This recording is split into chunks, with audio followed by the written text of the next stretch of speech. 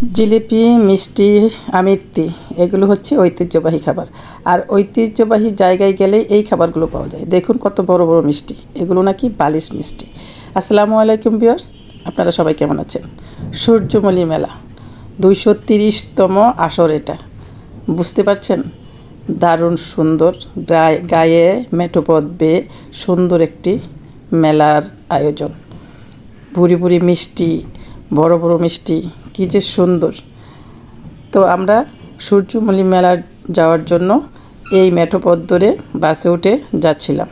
পথে পড়েছিল খুব সুন্দর এবং মনোরম পরিবেশের একটি মসজিদ, গুটিয়া মসজিদ, যে মসজিদটি বরিশালে খুব ঐতিহ্যবাহী।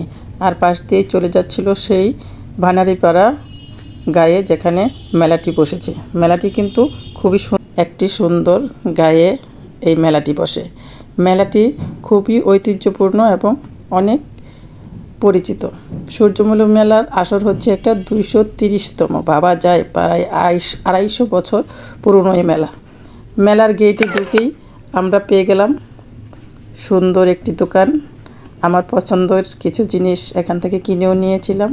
দেখুন, বাঁশের তৈরি ঘরে ব্যবহার্য বিভিন্ন জিনিসপত্র। এখানে আছে ডালা, কুলা, ডোলা, সাজি, ঢাকনা ইত্যাদি।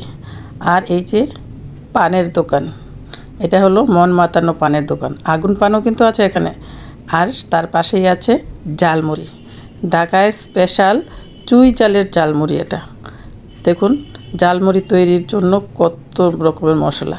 আর এটা হচ্ছে পাঁপড় ভাজা। পাঁপড় ভাজাগুলো কিন্তু খুব টেস্টি। সাথে আছে এখনকার ছেলে মেয়েদের খুব প্রিয় একটা জিনিস, টর্নেডো। আলু দিয়ে তৈরি করা এই খাবারটি আসলেই কিন্তু খুব টেস্টি। সেটা খেতে বসেছিলাম। পাশেই ছিল মেয়েদের জুয়েলারির দোকান, সুন্দর সুন্দর বিভিন্ন ধাতব জুয়েলারি, দেখতে অতীব সুন্দর। দেখুন কত সুন্দর লাইটিং করে মেলার আয়োজন করেছে। একটু আগাতেই দেখলাম নাগরদোলা। মেলা হবে আর নাগরদোলা থাকবে না, তা কী করে হয়? নাগরদোলা তো পুরনো বাংলার ঐতিহ্য। তার পাশেই ছিল বিভিন্ন রকমের ফার্নিচারের দোকান। এখানে কিন্তু সব ধরনের কাঠের ফার্নিচার আছে, খাট, সোফা, ডাইনিং, ড্রেসিং চেয়ার, বিভিন্ন রকমের ঘরে প্রয়োজনীয় আসবাবপত্র। আর মাটির তৈরি এই ব্যবহার্য জিনিসগুলো এত সুন্দর, কালারফুল, ঘর সাজানোর কিংবা ঘরে ব্যবহারের জন্য। এখানে হচ্ছে বৈঠার একটি দোকান। এই মামাটা এই বৈঠার দোকানটি দিয়ে বসেছে। যেহেতু গ্রামীণ মেলা, গ্রামের প্রয়োজনীয় দ্রব্য সামগ্রী এখানে বেশি পাওয়া যায়। যারা এই মেলায় যাবেন অবশ্যই ঘুরে ঘুরে আপনার প্রয়োজনীয় জিনিসগুলো কিনতে পারবেন। এখানে কিন্তু কামারের দোকানও আছে, তারা বিভিন্ন রকমের দা, বটি তৈরি করে বিক্রি করছে। আর এটা হচ্ছে মাটির জিনিসপত্রের তৈরি। দেখুন কত সুন্দর সুন্দর প্রয়োজনীয় যত পাত্র এখানে আছে। এছাড়াও বাচ্চাদের জন্য সুন্দর সুন্দর খেলনার দোকান, ঘর সাজানোর ফুল, বিভিন্ন রকমের ম্যাট, এগুলো কিন্তু পসরা সাজিয়ে বসেছে দোকানিরা। নাগরদোলা দেখে তো ছোট্টবেলার কথা মনে পড়ে গেল।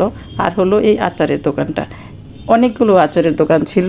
আর এই আচারের দোকান থেকেই আমরা আচারও কিনে খেলাম।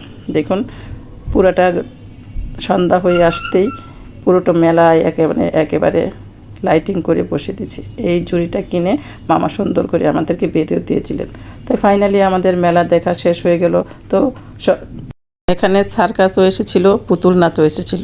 অত কিছু দেখাতে গেলে ভিডিওটা অনেক বড় হয়ে যাবে, তাই একটু স্কিপ করে গেলাম। তো ধন্যবাদ, সবাই ভালো থাকবে।